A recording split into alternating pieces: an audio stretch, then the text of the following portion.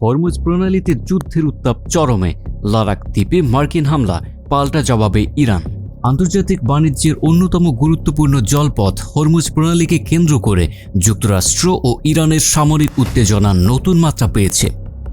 টানা কয়েক সপ্তাহের পাল্টাপাল্টি হামলা, নৌ অবরোধের হুমকি এবং কৌশলগত অবস্থান নিয়ে দুই দেশের সংঘাত এখন মধ্যপ্রাচ্যের নিরাপত্তার পাশাপাশি বৈশ্বিক জ্বালানি বাজারেও উদ্বেগ তৈরি করেছে। সর্বশেষ ইরানের তাসনিম নিউজ এজেন্সি এবং সিএনএনের প্রতিবেদনে বলা হয়েছে, হরমুজ প্রণালীতে অবস্থিত কৌশলগত লারাক দ্বীপে যুক্তরাষ্ট্র ক্ষেপণাস্ত্র হামলা চালিয়েছে। স্থানীয় সময় রাত 2:48 হামলার পর এলাকায় একাধিক বিস্ফোরণের শব্দ শোনা যায়। তবে এখন পর্যন্ত ক্ষয়ক্ষতির বিষয়ে কোনো আনুষ্ঠানিক তথ্য প্রকাশ করা হয়নি।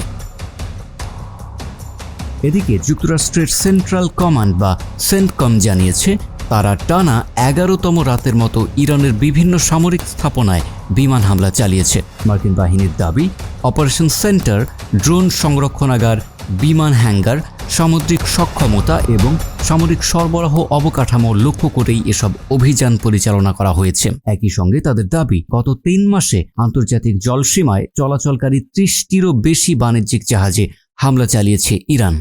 যদিও এসব অভিযোগের বিষয়ে ইরানের ভিন্ন অবস্থান রয়েছে। অন্যদিকে ইরান জানিয়েছে, যুক্তরাষ্ট্রের সামরিক অভিযান অব্যাহত থাকলে হরমুজ প্রণালী বন্ধ রাখার সিদ্ধান্ত বহাল থাকবে।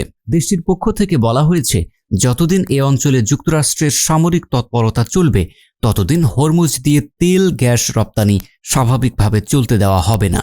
এর আগে যুদ্ধবিরতি ও একটি সমঝোতা স্মারকের মাধ্যমে উত্তেজনা কমার আশা তৈরি হলেও সেই উদ্যোগ এখন কার্যত ভেঙে পড়েছে।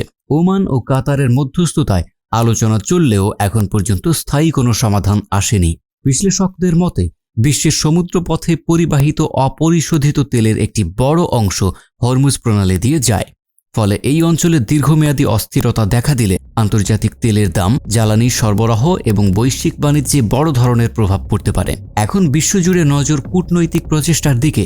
হরমুজ প্রণালী ঘিরে এই সংঘাত আরও বিস্তৃত হবে নাকি আলোচনার মাধ্যমে উত্তেজনা কমবে, সেই উত্তরই নির্ধারণ করবে মধ্যপ্রাচ্য এবং বিশ্ব অর্থনীতির আগামী দিনের পরিস্থিতি।